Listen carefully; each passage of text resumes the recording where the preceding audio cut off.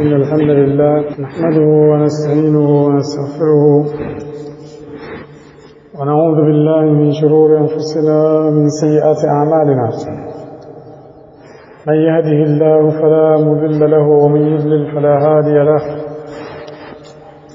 أشهد أن لا إله إلا الله وحده لا شريك له وأشهد أن محمدا عبده ورسوله. يا أيها الذين آمنوا اتقوا الله حق تقاته ولا تموتن إلا وأنتم مسلمون. يا أيها الناس اتقوا ربكم الذي خلقكم من نفس واحدة وخلق منها زوجها وبث منهما رجالا كثيرا ونساء. اتقوا الله الذي تساءلون به والأرحام إن الله كان عليكم رقيبا. يا أيها الذين آمنوا اتقوا الله وقولوا قولا سديدا يصلح لكم أعمالكم ويغفر لكم ذنوبكم ومن يطع الله ورسوله فقد فاز فوزا عظيما. أما بعد فإن أحسن الحديث كتاب الله تعالى وخير الهدي هدي محمد صلى الله عليه وسلم وشر الأمور محدثاتها وكل محدثة بدعة وكل بدعة ضلالة وكل ضلالة في النار. أيها الإخوة أوصيكم بتقوى الله نكوسيeni juu swala zima la kumcha Allah kama ninavyostahili kuihusia nafsi yangu. قال الله تعالى الله amesema وَقَضَى رَبُّكَ أَلَّا تَعْبُدُوا إِلَّا إِيَّاهُ وَبِالْوَالِدَيْنِ إِحْسَانًا. anasema Allah katika surati al-Isra na kwa hakika qadha rabbuka amehukumu Mola wako alla ta'budu kwamba asije akaabudiwa illa iyyahu isipokuwa aabudiwe yeye tu basi. Halafu akasema wabil walidaini ihsan wazee wawili wafanyiwe wema. wakala aidan Allah akasema waabudu Allah wala tushriku bihi shay'an na muabudieni Allah na wala msimshirikishe na chochote. wabil walidaini ihsanan na wazee wawili wafanyiwe wema.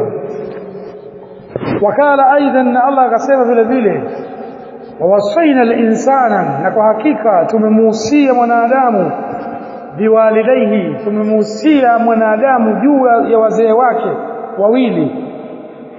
Tumemuhusia nini? Tumemuhusia wema. Allah akasema hamalathu ummuhu wahnan, mama yake mzazi amebeba mimba yake katika shida. wahnan ala wahnin, shida juu ya shida. wafisaluhu, halafu mama huyu akamnyonyesha mtoto wake huyu fi amainin, katika miaka miwili. basi Allah akasema anishkuru li, anishkuru mwanadamu kwangu mimi juu ya hili. waliwalidaika, na uwashukuru wazee wako wawili. ilayya almasir, na mfahamu kwamba kwangu ndiko mtakaporejeshwa. katika aya tatu hizi tulizoziona Allah anatilia mkazo jambo zima la kuwafanyia wema wazee wawili. katika aya iliyopo surati al-Isra anaelezea kama wabiliwalidaini ihsana. katika surati an-Nisa vile vile anazungumzia wabiliwalidaini ihsana, na hii ambayo inapatikana katika surati Luqman nayo pia anazungumzia Allah kwamba jambo zima la kuwafanyia wema wazee wawili.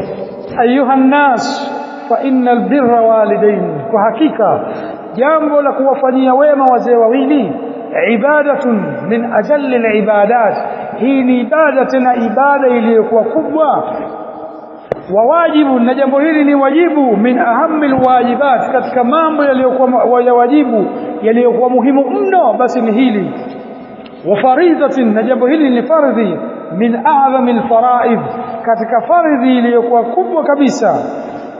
wa afdalu, na jambo hili ni bora, al-qurbat, katika mambo ya kujikurubisha. jambo gani? jambo la kuwafanyia wema wazee wawili, kwa sababu wakati karanahu Allah bitauhidihi, kwamba Allah amekutanisha jambo hili la kuwafanyia wema wazee wawili bitauhidihi, katika jambo la kumpokesha yeye, wa ibadatihi, na katika jambo la kumwabudia yeye. kama vile alivyosema wa'budullaha wala tushriku bihi shay'an lakini wabiliwalidaini ihsanan, wazee wawili wafanywe wema. Kwa hivyo Allah amelikutanisha jambo hili, wakarrara hakuhuma, na Allah akakutanisha haki za wawili hawa bihakihi, juu ya haki zake yeye, kwa maana haki ya Allah akaikutanisha pamoja na haki ya kuwafanyia wazee wawili wema.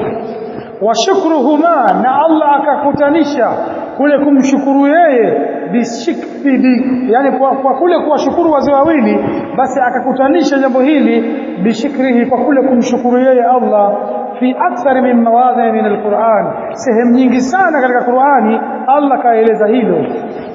Wajala, na Allah akajalia hukuku walidaini, jambo la kuwadharau kuwafanyia vibaya wazee wawili, min akbar kabair, ni katika jambo lilokuwa kubwa, ni katika maovu yaliokuwa makubwa, baada shirki, baada ya shirki tu basi. Kwa sababu hadithi mashuhuri Mtume aliposema jiepusheni na mambo saba yenye kuangamiza, kuna hadithi zikaja, moja ashirku billah, ya pili ikasema hukuku walidaini, kuna riwaya nyingine ikaja ashirku billah, la pili ikaja asihiru. Ala kulli hali, jambo la kuwadharau wazee wawili, hili ni jambo ambalo linalopelekea kwamba huyu mtu amefanya maasi makubwa. Kala sallallahu alaihi wasallam, Mtume amesema la yadkhulul janna, haingii peponi akun, yule ambaye atakayekuwa anawadharau wazee wawili. Ayuha nnas, enyi watu, fa innal birra walidaini, hakika jambo la kuwafanyia wema wazee wawili, fi hayatin, katika uhai, kad jamaa min alkhairi akmalahu, jambo hili watu wafahamu kwamba limekusanya khairi zote. Lakini swali la msingi, je, wazee hawa wakifariki huu wema ndio unamalizika? Hii ndiyo mada yetu ambayo tunataka kuizungumzia, albirru walidaini baada mautihima, kuwafanyia wema wazee wawili baada ya kufariki. Allah amesema waabudullaha wala tushriku bihi shay'an, muabudieni Allah wala msimshirikishe yeye na chochote. Wabiliwalidaini ihsanan, na wazee wawili wafanywe wema. Je, jambo la kuwafanyia wema wazee wawili linamalizika kwa kule kuwa umewafukia tu? Ulikuwa labda mtu anapofahamu yeye anapowafanyia wema wazee wawili, akitumwa dukani ameenda, ameamrishwa hichi amefanya, mzee wake kamwambia hivi, kamwelekeza hivi, yeye akalifanya. Je, baada ya kufa ndio vipi kumfanyia wema, kuwafanyia wema wazee wawili? Na vipi yule ambaye atakayekuwa hakufanya jambo hilo, hatohesabika kwamba yeye kama afanyia wema wazee wawili? Na katika aya hii aliposema Allah wabiliwalidaini ihsanan, basi kuna mambo yanatakikana, hata kama mzee amefariki unatakiwa lazima uyafanye, utahesabika kwamba wewe umo katika wale wenye kuwafanyia wema wazee wawili. Kwa hivyo Allah alipoeleza jambo hili, fa inna istimrara ala dhalika ba'da wafatihima, hakika jambo hili linaendelea la kuwafanyia wema wazee wawili baada ya kufa, wajibun, hili ni jambo la wajibu.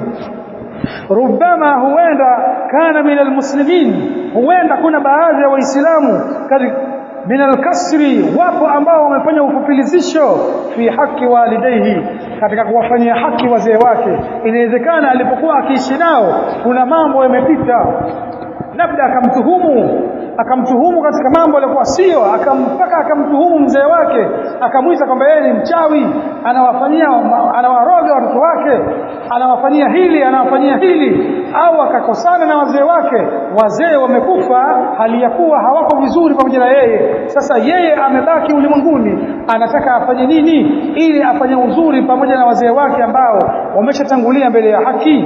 Je, jambo la kuwafanyia wema wazee wawili linakuwa ni pale wanapokuwa wapo hai tu, au baada ya kufa jambo hili linaendelea? Fa ana Abi Asid Sa'idi, basi tunajifunza hadithi kutoka kwa Abu Asid Sa'idi. Kana amesema bainama nahnu julus, zama ambapo sisi siku moja tulikuwa tumekaa sisi inda Rasulillah sallallahu alaihi wasallam, tulikuwa tumekaa pamoja na Mtume.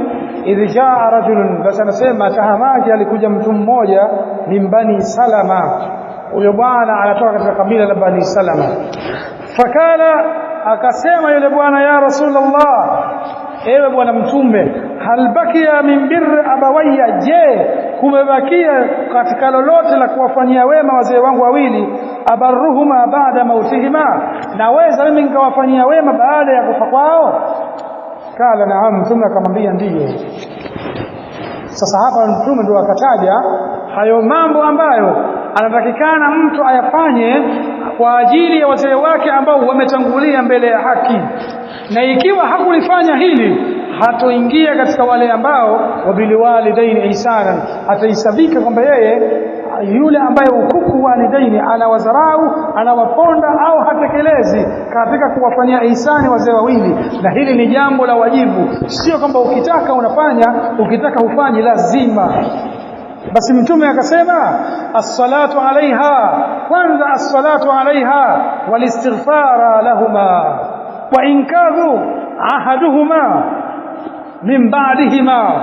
Akataja la pili hilo, na kuwalipia madeni yao, wasilati rahim, na kuunga ukoo, allati la tusalu illa bihima, ambao hauungu isipokuwa kwa hayo tu, wa ikramu sadiqihima, na kuwakirimu wale marafiki zao. Rawahu Ahmad wa Tabarani. hadithi hii ameitoa Ahmad na Imam Tabarani.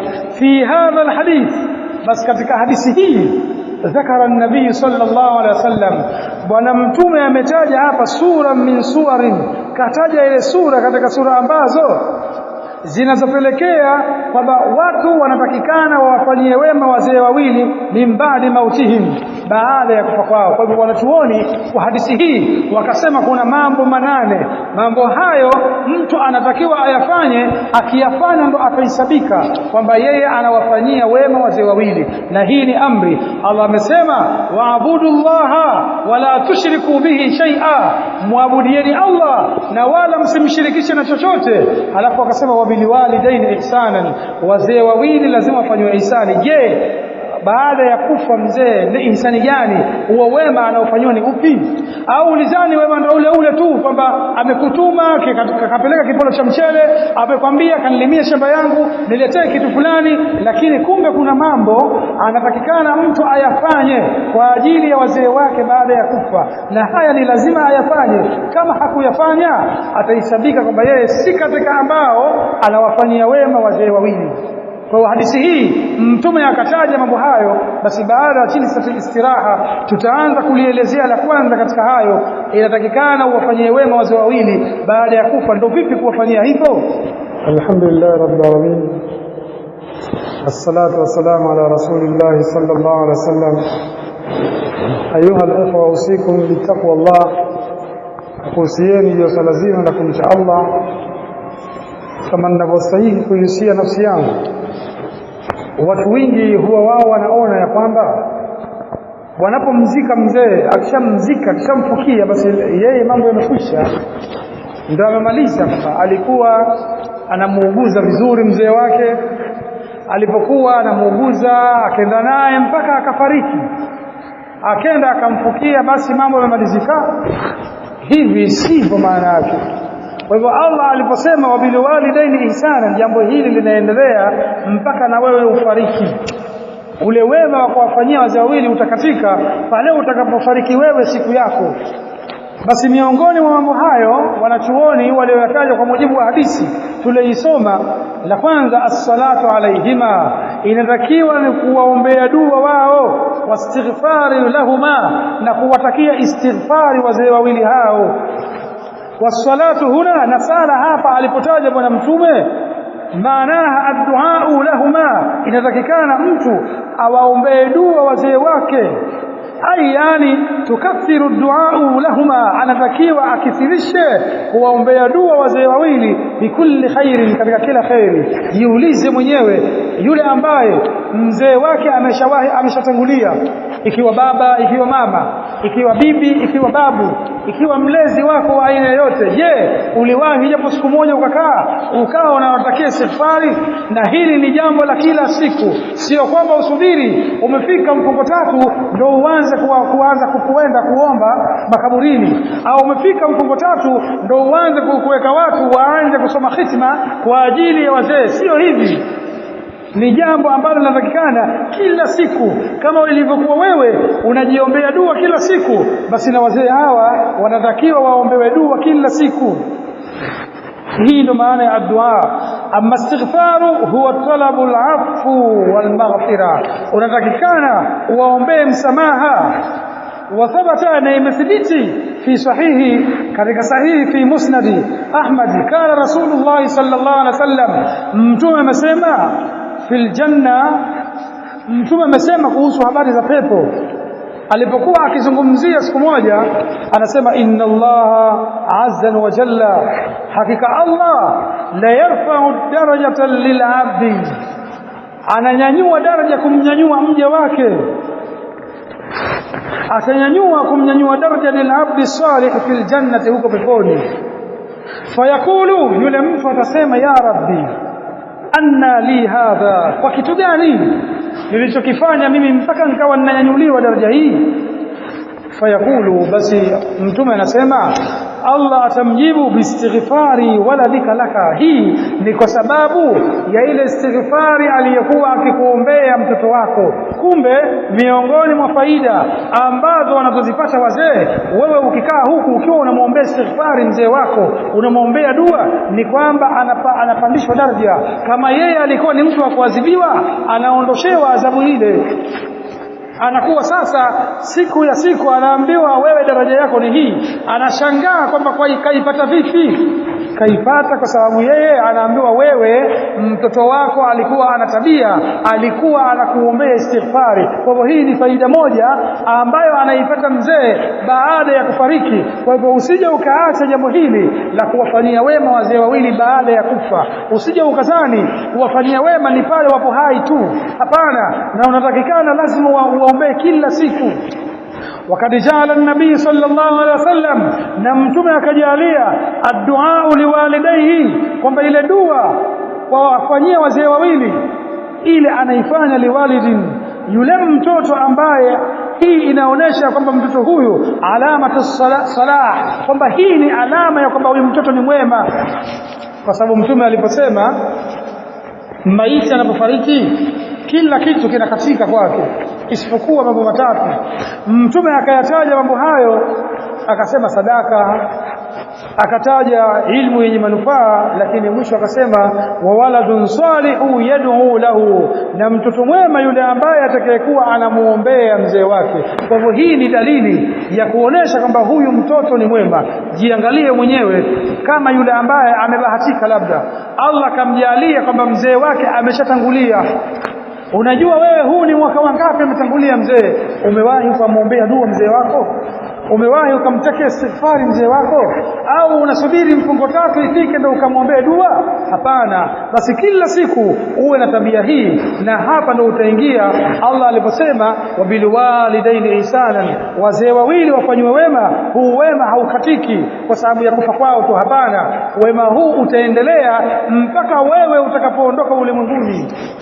Ukiondoka wewe, kwake yule ndio utakuwa umekatika. Sasa na wewe itakapokuwa huna tabia hii ya kuwaombea wazee wako, usije ukatarajia na wewe kwamba utakuja kuombewa. Hilo jambo litakuwa muhali. Wa hadha wasiyati Allah lilmu'minin, na huu ndio wasia wa Allah aliowahusia waumini fi kitabihi, katika kitabu chake.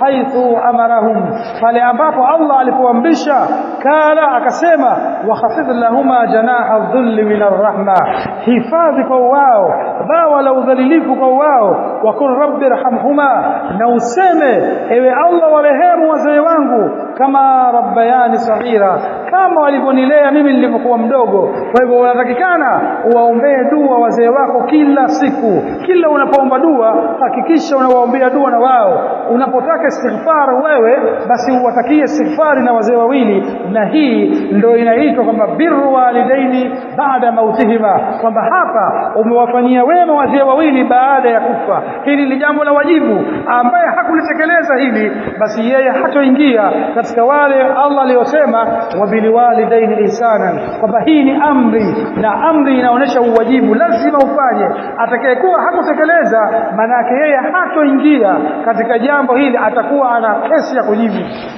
sawa sawa kama unapoambiwa kutiba alaikumus siyam, mmefaradhishiwa jambo la kufunga, yule ambaye atakayekuwa hakufunga maana yake huyu ataingia katika makosa.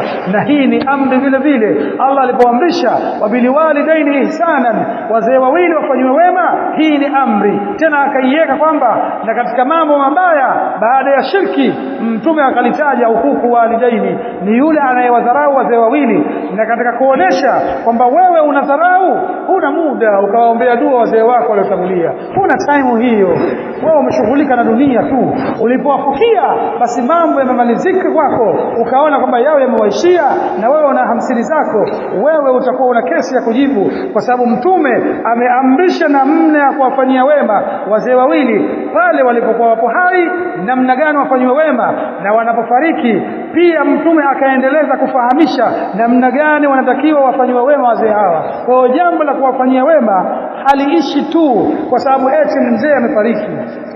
Ayuha nnas, enyi watu, fabirru au ba'abaakum, basi hebu wafanyieni wema wazee wenu, ahyaun, pale watakapokuwa hapo hai, wa amwatan, na pale watakapokuwa wamekufa. Hili jambo msiliache kwa sababu ni jambo la wajibu. Basi hili ni moja katika mambo 8 ambayo mtume ameyaweka. Mtu akiyafanya haya ndo ataisabika kwamba yeye anawafanyia wema wazee wake wawili. Lakini haya ikiwa mtu hakuyafanya, basi hatosemwa kwamba eti yeye anawafanyia wema wazee wawili. Tunamuomba Allah awasamehe wazee wetu, atusamehe pamoja na sisi, na atukutanishe sote pamoja katika janna. Subhanakallahumma bihamdik, ashhadu an la ilaha illa anta, astaghfiruka wa atubu ilayk.